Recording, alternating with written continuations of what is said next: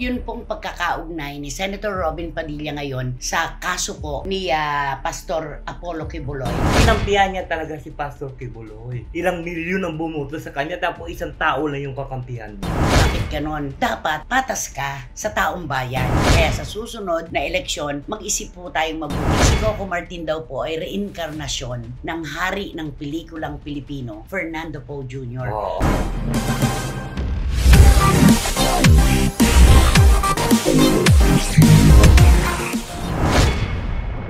Kumusta na po kayo mga pinakamamahal naming kachika? Sobrang sarap po sa damdamin yung sinasabi nyo na kami po ang gamot na hindi nabibili sa anumang butika. Sobrang salamat po. Ang lungkot, ang stress, ang kabiguan, lahat po yan mawawala. Dahil syempre, nandyan kayo at nandito kami. Di ba naman, Romel Chika? Tumpak! Walang sawang tawanan at hiyawan at biruan dito yan. Totoo yan. At syempre, naku, parang kinakabahan siya pag tumitingin ako sa kanya.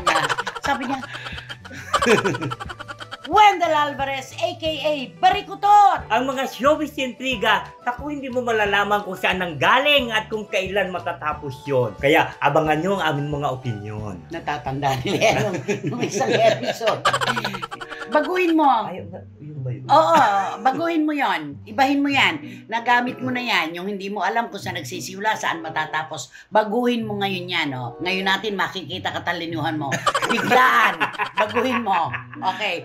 Wendell Alvarez, a.k.a. Barikutot. Ang mga showbiz intriga, bibigyan namin ng mga opinyon. At syempre, kami lang ang magbibigay sa inyo ng mga tamang balita ng mga artista. Tama ba yun?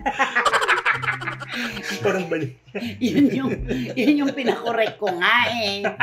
Diba sabi ko lahat naman may karapatang magtrabaho at mabuhay. Sa atin lang. Alam mo, nauubusan ka na. Oh, take 3. Wendell Alvarez, a.k.a. Barikutot. Siyempre, ang mga showbiz intriga, bibigyan namin yan ng opinion. Kaya dyan lang kayo at panoorin nyo kami. At siyempre, pakinggan nyo rin ang aming Hinabol pa. hinabol pa. Ganda na eh. Ganda ng kartada eh, di ba?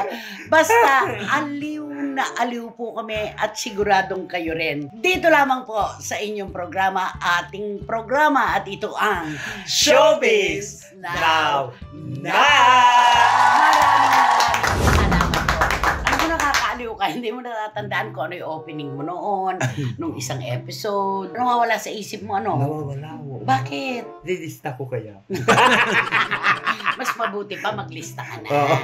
Ayan. Heto na nga po mga kachika. Syempre, hindi po tayo lumalayo sa issue ng showbiz at issue ng politika. Kasi let's face it, di ba? May mga artistang pumapasok sa politika. Yes. May mga politiko naman na pumapasok din Oo. sa mundo ng lokal na aliwan. Nagpaka-showbiz. Di ba?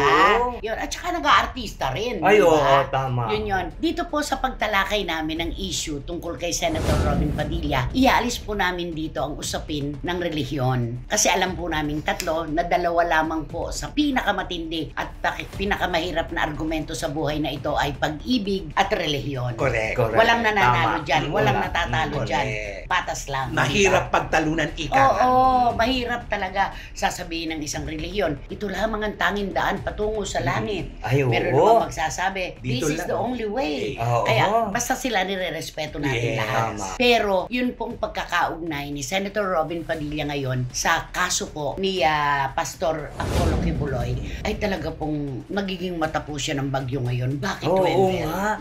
Di ba nakakaloka? Kasi parang nung talagang ano siya ng privilege speech niya, di ba? Tumayo siya talaga. At parang kinampihan niya talaga si Pastor Kibuloy. Hindi niya ba alam na ibinuto siya, number 1 siya, di ba? Number 1 senator siya. Ilang milyon ang bumoto sa kanya, tapos isang tao lang yung kakampihan niya. Yun. Oo. At saka yung he is my hero. Ayun. Ay, Pinahiram niya ako ng helicopter nung kampanya. Di ba yung mga ganon? Ano mandated by the people si Robin Padilla at ginawa pa po ninyong number 1. Number 1 senator nung nakaraang eleksyon. Ang inaasahan po siyempre ng ating mga kababayan, higit na bibigyan niya ng pagpapahalaga ang taong bayan kaysa sa isang tao lang. Tama. Di ba yun ang nabubuta sa kanya ngayon? Correct. Kasi parang ang lumalabas lang dito, ang pag-iisip niya ngayon ay ang pagtanaw ng utang na loob lang sa isang tao. Oo, sa Yun, halip na sa taong taong bayan. Correct. Marami naman silang mga senador na naglabas din ng kanilang saloobin na pabor kaya Pastor Kibuloy. Kaya lang si Robin yung talagang glaring kumbaga. Siya yung kitang-kita, makinang na makinang. Malinaw. Dahil siya po talaga yung humarang pa doon sa warrant of arrest dahil nga hindi dumarating sa investigasyon ng Senado si Pastor Kibuloy. Ang sinasabi lang po ng ating mga kababayan, bakit ganon? Dapat pagka serbisyo publiko ang iyong pinasok, dapat patas ka sa taong bayan. Hindi ka po pwedeng magsilbi sa iisa o dadalawang tao lamang. Hindi ka pwedeng kumampi. Di ba? Kung sa bagay, hindi naman po natin kasi masasabi na tama ka agad ang mga senador dito o ang mga kalaban ni Pastor Kibuloy, di ba? Hindi naman natin alam kasi ang buong kwento. Correct. Diba? Samantala si Robin Padilla, kasi kilalang kilala niya si Apollo Kibuloy. Kaya nakakapagsalita siya ng ganon. At saka, sabi nga nila, trial by publicity ang nangyari kay Pastor Kibuloy. Yun nga po yung binibigyan natin ngayon ng pagpapahalaga. Hindi natin alam ang totoong kwento. Kaya hindi rin natin masisisi yung kampo naman ng pastor sa pagsasabing, tanggalan nyo ng face mask yung mga nagsasabing sila ay inilugso ang kanilang karangalan, ni-rape at kung ano pang masasakit at masasamang bagay. Mahirap nga naman kapag kaganon. Tama. Kaya lang si Robin Padilla talaga, siya ang puspos talaga na binibira ngayon ng taong bayan. Lalo na yung mga hindi niya kapartido, syempre. Aasahan naman talaga natin yan pagdating sa politika. Kung sino magkakampi, kung sino magkakaaway, di ba? Ganun lang naman talaga yan, napakalgulo. Pero kasi di ba kapag ibinoto natin ang sino man sa serbisyo publiko, ang inaasahan natin maglilingkod sa sambayan ng Pilipino at hindi sa iilan lamang. Yun naman yun. Siyempre napakasakit naman yung katulad, binoto ko siya. Tapos ang kakapihan niya lang pala isang tao. Dapat pakinggan niya rin kami ang karamihan. Di ba? Mayorya. Yung sinasabing boses ng masa. Dapat ganon. Kasi tayo talaga ang boses nila Hindi naman sila talaga dahil sabi nga lang, kayo ang boss ko. Diba? May ganon. Para po sa inyo ang aking ipinaglalaban. Pero ano ang stand mo sa pangyayaring ito? Doon sa relihiyon alam mo at saka sa politika? Alam mo noong una nagustuhan ko yung unang banat ni Senator Robin Padilla na sinasabi niya there is a separation of state and church. Parang church and state. Church and state. Parang doon parang umano ako sa kanya. Kung nung bandang huli sumangayon ako, pero nung bandang huli na sinabi niya, kaibigan niya, pinahiram niya ako ng chopper. Mabait siya sa akin. Iba na ito kako. Mayroon na pala siyang tinatanaw na utang na loob. Wala siyang utang na loob sa bumuto sa kanya. Kundi sa isang tao lang pala. Ilang pong milyon yung nagtalaga sa kanya bilang number 1 senator. Siyempre, pagka ikaw ay pinasok mo ang serbisyo publiko, ang pagseservisyohan mo ay ang buong bayan. Hindi iilan lamang, di ba? So, ano ang masasabi mo kay Robin Padilla? Total naman, magkaibigan naman kayo na senador, di ba? Nakita pa nga kami. Hindi kaya sa susunod pag magkita kami. Ano masasabi mo? Senator? Senator Robin Padilla. Inaalat ngayon sila, no? Una si Mariel. Ay, oo nga. Sumunod siya naman ngayon. Di ba? Ang ingay ng pangalan ng Robin Padilla. Ngayon. Papaingay talaga siya. Kasi kaya Senator Robin Padilla, tol. Tol, no? Bakit tol naman talaga siya kung magsalita? Ganun siya eh. Anuhin mo muna yung mga sinasabi mo. Yung pag-aralan mo, balansihin mo. Huwag ka muna umano dun sa mga bumubulong sa'yo. Alam ko kasi maraming bumubulong sa'yo eh. Kaya So, ibig mo sabihin, bulungin si Senator Robin, walang sariling desisyon? Hindi, ibig sabihin, kaya nga eh. Siguro yung bumubulong sa kanya, yung nakaagad yung lumalabas sa bibig niya, dapat pag-aralan niya muna. Sino kaya itong mga bumubulong na ito? Si Mariel? Ikaw naman, ka. Ay kasi di ba staff niya yun? Kahit pa, hindi naman siguro siya agad-agad na makikinig doon sa mga taong bumubulong sa kanya. May sarili naman siyang disposisyon. At saka senator yan, meron siyang may boses yan. Kasi di ba nakita ko nung binas nga siya talagang binanatan siya ng mga baser. Sinasabi na mag-aral ka muna ulit. Di ba may mga ganun ng mga banat sa kanya? Bumalik ka sa grade 1. Mga ganun. Kaya huwag ka maniwala maniwala dun sa mga staff mo. Yung anihin mo kaagad. Kaya kailangan bumalik ka, mag-aral ka muna bago ka magsalita. Hindi lang ganun naman siya dito kay Pastor Apollo Kibuloy, pati doon sa issue ng charge change. Oo. Talagang naiipit din naman siya, di ba? At dito kay Pastor Kibuloy, naghahanap pa siya ng mga senador na makakasama nila doon sa kanilang layunin na huwag i-warrant of arrest. Humihingi siya ng bilang, dagdag bilang. Kailangan pumirma yung mga 8 senators, di ba? Ay sabi nga ni Senator Amy Marcos, mahirap ata na anin yung 8 senador na yan, kumbinsihin, di ba? Para na may kakaiba kasi silang pananaw eh. Magkakaiba yan eh. Hindi naman ngayon at si Senator Robin Padilla ang pananaw niya ay ganito. Ganun na rin yung iba. Kaya nga ang gulo ng Senado ngayon, di ba? Ay, oo. Masyadong may sariling internal na problema. Tapos dumagdag pa itong issue ng Kingdom of Jesus Christ. Ganon. Yung ibig ko sabihin, ba't naman kasi si Pastor Kibuloy ayaw pang umattend sa investigasyon? Oo nga. At saka, tama din naman yung iba na, di ba meron namang treaty ang Pilipinas at ang Amerika. Hayaan na lang na dito magpadala. Magpadala, dito ng, sa investigasyon. I-investigahan dito. Pero doon kasi yung kaso sa Amerika. Di ba? Tama. So, parang nagkagulo-gulo tayo doon. Hindi. Tama yun kasi di ba yung kaso. Doon kasi sa Amerika na andun yung kaso, doon nagsimula. Doon siya na-charge. Pero ang sabi naman ng, parang narinig ko yung sabi ng isang DOJ na undersecretary, parang wala pa daw pinadala yung Amerika dito na. Kaya dapat naman talaga eh. Wala pa daw. Kaya hintayin mo. Nagmamatigas din. Kaya hindi pa lumilitaw. Kasi kaya siya nagmamatigas kasi bakit inuusig na siya. Wala pa man. Tama. Kaya hindi po natin alam yung kwento eh. Kailangan magmasid na lang po tayo. At doon naman po sa mga nagsisisi ngayon na gustong bawian ng boto, si Senator Robin Padilla, talaga pong ganon. Kaya sa susunod na eleksyon, mag-isip po tayong mabuti kung sino ang karapat-dapat nating ihalal at ipwesto. Yun na lang yun, di ba? Kantahan mo nga si Senator, Wonderful Tonight. Ni Eric Clapton. Oo. Hindi ba? Yan ang dahilan. Ba't nga siya pinupupog sa mga It's late in the evening. Ayan. Ano yun natin? Ayan. Wonderful Tonight. Wonderful Tonight. Eto, nakita mo naman, Eric Clapton. Wonderful Tonight. It's late in the evening. She's wondering what clothes. Ano is lolet? It's late in the evening. She's wondering what clothes to wear. She puts on her makeup and brushes her long blonde hair. And then she asked me, do I look alright? And I say yes, you look wonderful tonight. We go to a party and everyone turns to see this beautiful lady who's walking around with me. And then she asked me, do you feel alright? Do you feel alright? And I say yes, I feel wonderful tonight. Paano na-compose ni Eric Clapton ang pinasikat niyang kantang Tears in Heaven? Ang ganda yun. Yung anak niya na si Connor, panganay niyang anak, lalaki, yun yung bata na nahulog sa 53rd floor ng New York apartment. Grabe. Anak ni Eric Clapton.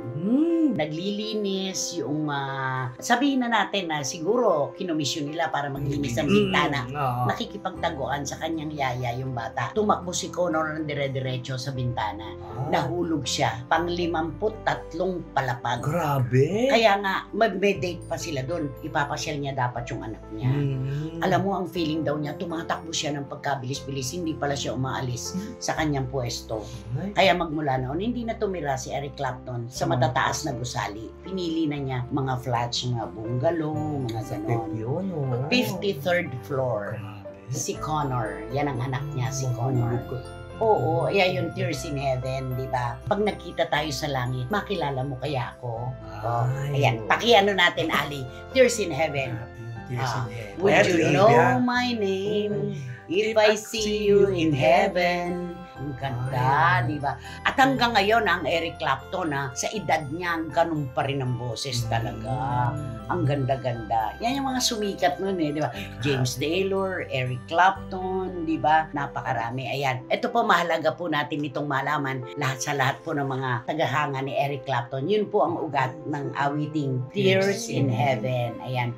Would you know my name if I saw you in heaven?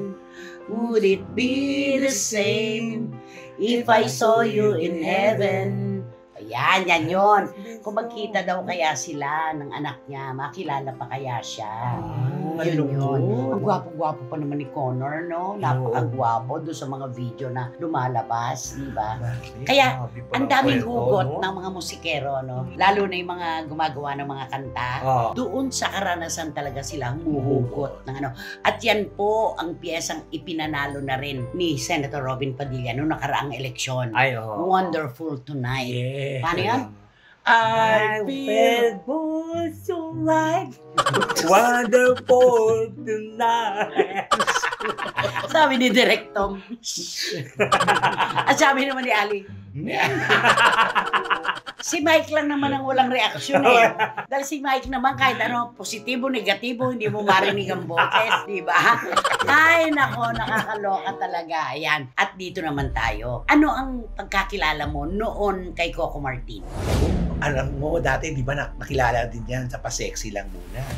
Indie films. O mga indie films. Tapos nabigyan ng chance, nakilala sa pag-arte dahil mapuso sa pagganap. At saka, sa serye muna. Sa serye. Kaya ayan, nakita mo, hanggang yung ambisyon na tinangkilik at saka trinabaho niya talaga kung nasaan siya. Di ba meron niyang kasabihan, kapag minahal mo ang trabaho mo, mas mamahalin ka ng trabaho pabalik. Yan. Yun ang ginawa ni Coco Martin. Nung nag-eulogy siya, nung nagsalita siya doon sa wake ng magaling na actress na si Jackie Jose. Yun yung sabi ko nga sa iyo wala akong nakitang luha na dumadaloy sa pisngi niya. Wala akong nakitang hagulgol. Pero tumatawid sa atin yung kanyang mga sinasabi. Kasi ang nagsasalita ay puso. Tama. Hindi bibig lang, di ba? At nadagdagan po yung mga kwento tungkol sa sinasabing si Coco Martin daw po ay reinkarnasyon ng hari ng pelikulang Pilipino na si Tito Ronnie Po, Fernando Po Jr. Kasi kung ano yung alam natin na ginagawa ni Tito Ronnie, tayo, di ba? Lagi natin kasama. Parang ganun dun si Coco ngayon. Sa totoo lang. Ay, talaga siya yung nagpapatuloy ng ang ginagawa ni FPJ. Kasi di ba yung mga yung mga character actor nga, mas gusto nga nila na magkaroon si Coco ng teleserye. Kasi talagang ini-invite sila kasi ganun din si Daking noon. Talagang pag gumawa ng pelikula yan, ang gusto niya mga character actor ang inaasikaso niya. Alam mo, pinuntahan namin siya, in-interview ko si Tito Rani sa Palawan nung gawin niya ni Mayor Hagedorn. Istorya ni Mayor Hagedorn. Totoo yung pagbabalat niya ng hipon sa leading lady. Si Charmaine Arnaiz yun. Kahit nga kami pinagbabalat niya ng hipon Oo, ganun siya mag-asikaso, matindi. Na parang nakikita rin ng maraming artista ngayon kay Coco Martin. Oo. Diba? At saka meron ako napanood ito hapon lang na interview niya na lahat ng nakasama niya noong nagsisimula siya ngayon, iniipon niya. Iniipon niya. Alam mo, ano yun yung pagtanaw ng utang na loob. Noon, ang galing. Isipin mo, bakit masakit sa kanya ang pagpanaw ni Jacqueline Jose? Si Jacqueline ang nagtulak sa kanya na mag-audition. Mag-audition sa ABS-CBN para sa una niyang teleserye. Kasi magkasama na sila sa Masahista pa lang, di ba? Kaya naman nung mamaya pa si Jacqueline, nakita mo naman ang kanyang pag-ayuda talaga, pagtulong at lahat-lahat na, di ba? Nasikaso niya talaga. Tignan mo nung dumating nga siya doon, di ba, nung tinawagan nga siya na na hindi sumasagot Kaya nagtataka yung mga kapamilya at saka ang kanyang mga kaibigan, ba't hindi sumasagot si Jane doon sa mga tawag? Siya ang unang-unang naroon. Tapos di ba sinabi niya nga kagad, wag na kayo mag-alala. Hindi naman niya sinabi yung siya ang bahalang sasagot. Basta okay na mag-alala. Doon pa lamang sa salita niyang yon, kahit naman ikaw siguro, makakahinga ka na ng maluwag. At tinupad niya. Kaya yung mga kwento tungkol dun sa mga character actors na hindi ko na kailangan magsalita pa, nararamdaman niya kung ano ang emosyon namin. Kunwari, merong isang character actor na ang anak ay nasa ospital, hindi magsasabi ng diretso, pero pinagkukwentuhan sa grupo. Pag nalaman nyo ni Coco, siya na ang bahala doon. Nakakatuwa, diba? Kaya naman kita mo napaka-blessed, diba? Talagang binibiyayaan siya. Si Tito Rani naman, kapag may party, kayo ang kami ang naiiwan. Hindi kayo pinauuwi hanggang madaling araw. Huwag kayo umuwi. Diyan lang kayo. Tapos, At saka pag gusto niya kasi makikita niya lang. Pati yung mga artista, sila Roddy Fernandez, sila ni Philip Salvador. Gusto si niya, Senador Jinggoy. Gusto niya dyan lang kayo, makikita niya lang kayo. Alam niya kung sino'y tumatayo. Maniwala alam ka niya. sa akin, naranasan ko na yan. Kunwari, tatayo ka, mag-CCR. Op. Saan ka pupunta? Mag-CCR. Pasasamahan ka. Sa isang niyang kabig, pakisamahan mo. Babalik ka dapat. gusto niya talaga yung masaya kayo Masaya. sama-sama. Ganon siya talaga nakuha ni Coco Martin ang ugali tama. ng the late FPJ. Galing. Kaya naman po, kay Coco Martin, kami ay proud na proud sa'yo at kami natutuwa dahil marunong kang bumalik sa iyong nakaraan, tumanaw ng utang na loob sa mga tao na bumuo ng iyong pangarap. At si Direk Brillante Mendoza po, Ay, oo. talagang suportado rin, Oo, ano? nga. Si Talaga Direk palang, Dante. si Direk Dante kung tawagin Ando, niya, di ba? oo. Hindi niya nalilimutan. Lahat ng mga taong nakasama niya nung siya ay maliit na artista pa lamang ng indie films, yun ang iniipon niyang lahat ngayon para makasama sa Batang Quiapo. Totoo. Di ba? Galing. Ang sarap lang sa pakiramdaman. Kaya nakita mo pag ni-interview si Coco, alam mo makikita mong mabait na mabait. Wala siyang tinatago. Wala. Panay kabait. At saka talagang inaantay siya ng mga artista. At siya na yung icon talaga na, naku, pag nakita ko ni Coco, mabibigyan ko ng trabaho. Alam mo siya yung gano'n na Kahit ngayon. yung pagka-shooting sa probinsya, Oo. pag nabalitaan niya na may problema isang kababayan natin na ganito at ganyan, sinusuportahan niya talaga. At saka- Pinabibigyan niya. At saka siya mismo tumatawag dun sa mga artista, sa mga karakter. Hoy, may gagawin tayo ha. At saka, pwede po ba? Oo, Ganon, pwede siya, po ba? Kaya, wag na po nating dagdagan pa ng iba't ibang interpretasyon si Coco Martin. Basta maganda ang kanyang puso, period. Yun na yun. Yun na lang. yun. Kantahan mo si Coco Martin. Ay, kakantahan ko siya ng... Ano, maganda ba to para sa kanya? Oo, maganda ito para sa kanya. Ano ba yan? Kakantahan ko siya ng... Ano? Ito wala siya. Always somewhere ba yan? Always Somewhere. ayan ang Ayan lyrics. lang. Sabihin natin ha. Naku, always somewhere. Ang ganda-ganda. Ang ganda niya na. Alam mo ba yan? Aalamin niya. Alamin na. Okay. Alamin ni Ali. Ayan, si Ali pagod na sa Oo nga, kakahanap. siya kakahanap. Always Somewhere by Scorpions. Ay, mga sikat na kanta yan ha. Arrive at 7, the place felt good. No time to call you today. Ganyan.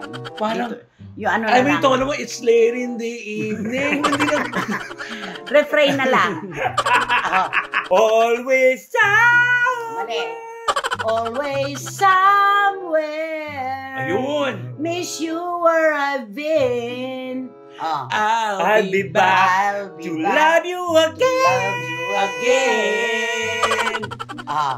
Another morning. Another. Ulitin mo na lang. Go close. Always Si Close yan eh. somewhere. Miss you where been. I'll be back Tayo. to love you Always somewhere. Miss you where I've been. I'll be back to love you again. Alam mo, tutuklawin tayo ng Scorpions. Diba? Kakagatin tayo. Ayan. Ang ganda ng mga kanta sana eh. You please talk to Coco Martin na lang. Ay. Bigyan mo naman siya ng papuri. You know, Coco Martin, all the whole of industry are proud to you. Anong the whole of industry? Ano ba? Hap lang ba kailangan mo? Ano? The whole industry. The whole industry are proud to you because you're Collective yun because you're golden heart. Ayan. Because of your... Because of your golden heart, Oo. that they gave all the projects and works to the low person. Naalala ko tuloy yung kanta ni Niliang. I've been a miner for a heart of gold. Heart of- Diba? Bagay na bagay ito kay Coco Martin.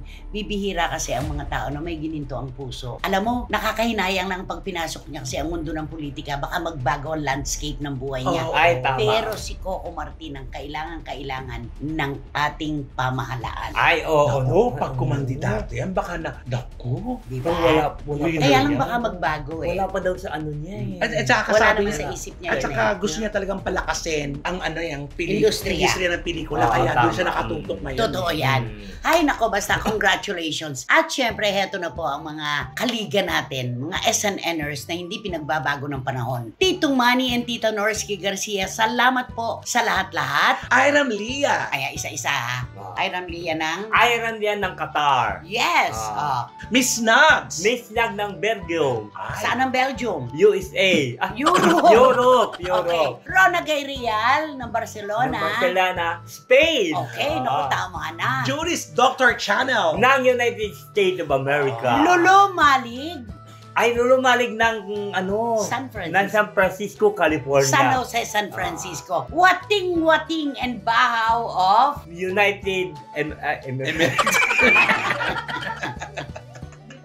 naging UAE. Wating-wating ng United Kingdom. London, oh. England. Okay. At syempre, siya po ang CEO at tagapamuno ng Tingalingaling Angels. At mula sa Manitoba, Canada, Ray R. Reyes, of course. Ay, oh. Lahat ng mga taga-Winnipeg na kaibigan natin, mag-iingat po kayo, of course. Neneng Putot Gensoli. And Joseph. Oh, yes. Si Amitis Belladin. Yan, Toronto rin. Herminia Carrion, Rene and Roma de Leon, Frank and Helen Huergas, ang aking mga mahal na pamangkin. Mag-iingat kayo. Jeff and Sam Santos. Ompong and Merly Bintora. Mahal natin, syempre, mula sa Sydney. At ang reyna po at rampadora ng Sydney, Australia. Happy birthday, Catherine Amos. At salamat, Tito Jerry and Kenzo Bongbong. At syempre, Cherry Bacos of EW Villa America in Bangkok. At ang mga ninang natin. Ninang Tita Florista at Ninang Letlet Kokabo. Yan, salamat po Salamat sa inyo. po. And of course, And the super ninang and the super generous of all time, Dunya Lily Chua. ayan. And Tito Henry, thank you so much. Maraming salamat po sa inyong lahat. Sino ba kasi yan? Sino ba yan? Sino nga ba yan? Sino ba yan? Sino magbabato? Naku, ito na. Ay, nako, excited ako pag ikaw ang nagbabato. Ang pag-usapan Diba? natin, isa sa female personality. Kilala ba ito? Kilala siya dahil bata pa siya nagsimula na sa pagiging artista. Maganda ito. Maganda siya. Hinangaan siya ng kanyang mga nag-iidolo sa kanya. Alam nga naman. Na hindi umiinom sa kanya. Alam nga naman, hinangaan siya ng mga galit sa kanya at ayaw sa kanya. Oh, di ba? Pupunta tayo doon. Okay. Kasi para ang mukha niya malabierhin, di ba? Malabierhen. O parang angel siya. Oh. Na galing sa langit na nahulog dito sa lupa. Bumaba, huwag naman nahulog. Bumaba mula sa langit, napunta sa lupa. parang angel talaga kung tawagin siya. Alam nga naman nahulog eh. Umakyat ulit sa langit. Okay, go. Yung parang angel na. Pero ito na, nakakaloka ito. Habang lumalaki siya, Oh. hindi naman nawawala yung ganda niya. Okay. Nandun pa rin yung ganda. Pero ang problema lang, habang lumalaki siya at nagkakaroon na siya ng naiiba na yung ugali niya. Ay, nung nagkakaroon Nagkakaroon na siya ng tagumpay. siyempre naiisip niya, ay, pagkakataon ko na ito, di ba? Parang ganun. Ganon. Oo na, siyempre, marami na siyang project, maraming mga commercial, di siyempre, parang ang mga tao na katutok na sa kanya lahat. Ganun parang yata proud talaga, siya. no? Dalawang klase yan eh. Yung mga galing sa wala, galing sa hirap, marunong tumanaw ng utang na loob ang iba. Oo. Yung iba naman, na galing sa wala, kinakalimutan ang kanilang pinagmulan. Ayun Ganun na. yan. Dalawang Oo, klase yun. Oo. Okay. Tapos ito yung female personality nito. Di habang lumalaki sumat. Maraming mga kwento sa kanya na parang nagmamalditex daw siya. Oo, maldita. Oo, nagmamaldita na siya ng ganun. Di siyempre yung ibang tao hindi naman naniniwala dahil siyempre ang ganda ng Deceiving. Oo, ang ganda ng mukha niya. Sabihin parang nga, kung sabihin pa nga nila nung una, parang hindi makakabasag ng pinggan. Oo. Kasi iba na naman ang sasabihin ito. Makakabasag ng drum. Okay. Tapos ito na, nakakaloka. Di siyempre, pagka lumalaki ka na, maraming humanga sa'yo, di ba? Lalo na yung mga artistang lalaki. Di siyempre, parang, ay, ang ganda-ganda naman. Kasi siyempre, nililigawan nila yun. Dito na. At nakakarelasyon naman. Siyempre, nakakarelasyon niya naman yung lalaki na niligaw sa kanya. Pero ito pala ang ayaw talaga ng nililigawan siya, pero ito yung mga pamilya ng mga lalaki, umaayaw doon sa babae. Hindi boto sa kanya. Kasi siguro, lahat ng nakarelasyon lahat na nakarelasyon niya, kasi siguro, bukod siguro, kasi, di ba mayroon ko minsan kasi na, ang ganda-ganda mo, o parang may natatago sa likod, di ba? Parang merong nakatagong skeleton.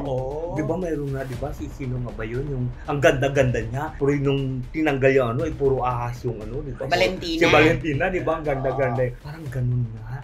Oo, kasi di ba, bakit naman yung mga lalaki na nakarelasyon niya, bakit umaayaw ang mga pamilya? Bakit nga ba? Siguro yun nga siguro sa may nakikita sila at may narinig sila na kaibang ugali nito ng female personality. Nakailang lalaki siya. Grabe, nakailang na. Hindi. Para namang palipat-lipat ang Hindi, gano'n na lang. nakailang relasyon siya, di ba? Sa una niya relasyon, tuwang-tuwa naman yung mga kasi di ba? Pero bakit sandali lang at parang ayaw ka agad, yung parang mailap sa mailap, nag-i-split sila ka. Tsaka walang nababalitaan na nagpupunta sa pamilya ng lalaki. Siyempre, pagka ikaw lalaki, kaganito kaganda yung, siyempre sabi mo, halika na, punta tayo sa bahay, papakilala kita sa mga magulang ko, sa mga kapatid ko, di ba gano'n naman talaga dapat naman. Pero ito parang wala akong minabalitaan na nung nag-boyfriend siya, nung nag-boyfriend siya itong isa, parang wala naman akong minabalitaan na dinala siya sa probinsya. Wala, parang wala naman ako minarinig na, halika, punta tayo. Parang ikaw ba may nabalitaan? Punta tayo sa baka talagang talaga siya. Ayaw niya Hindi mo talaga siya mayayaya. Baka siguro gano'n. Parang inihihiwalay niya yung sarili niya.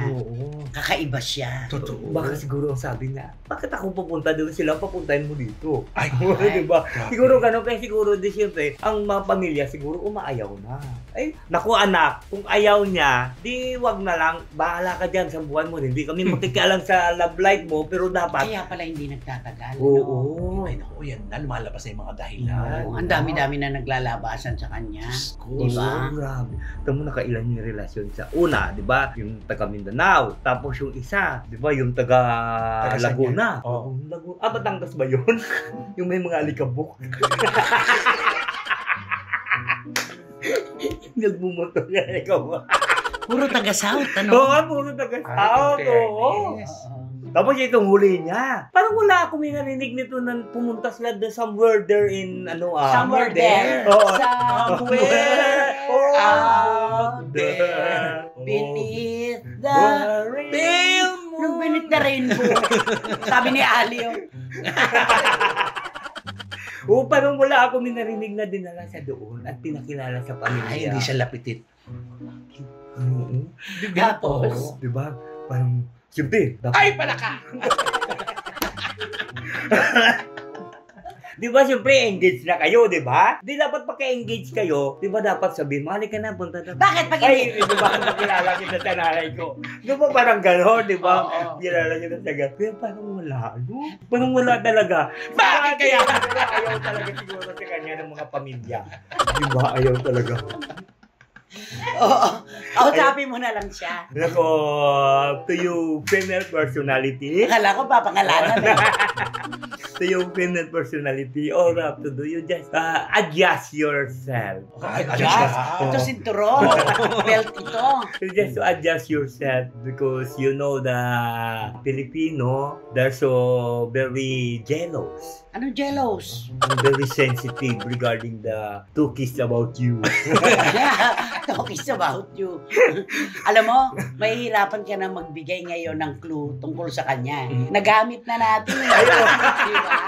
Ayun nga. Mag-isip ka ng ibang clue. Basta, ito na lang. Ang clue nito siguro, Isang matinding clue lang yan. Isang matindi. Isang matindi lang. Isang matinding clue lang to. Basta, ito na lang sasabihin ko. Sa uli mo na lang yung sing-sing. Mukha naman hindi totoo yun. Hindi totoo. Diba? Parang suot-suot na ulit eh. Nakaganon na. Diba? Nakaganon na lang. Saan ba siya kilalang kilala sa pelikula? Anong pangalan? Ako, di ba may pelikula nitong Di ba? Yung may pelikula siya, One More Chance. Tan-taran-tan. One more chance. Tan-taran-tan. Give me to one more chance. me. Saan siya kilalang pangalan? Oo. Doon sa pelikula. Ano bang pangalan niya noon? Mm. Kalimutan ko na yung pangalan niya noon. Letter. Basta, diba? Letter B. Oh. Letter B din yung pangalan niya. Letter B, Letter letter A. Ano ang pangalan ng lalaki? Letter P ang umpisa. Ay, si Ticol ba? Tikol daw.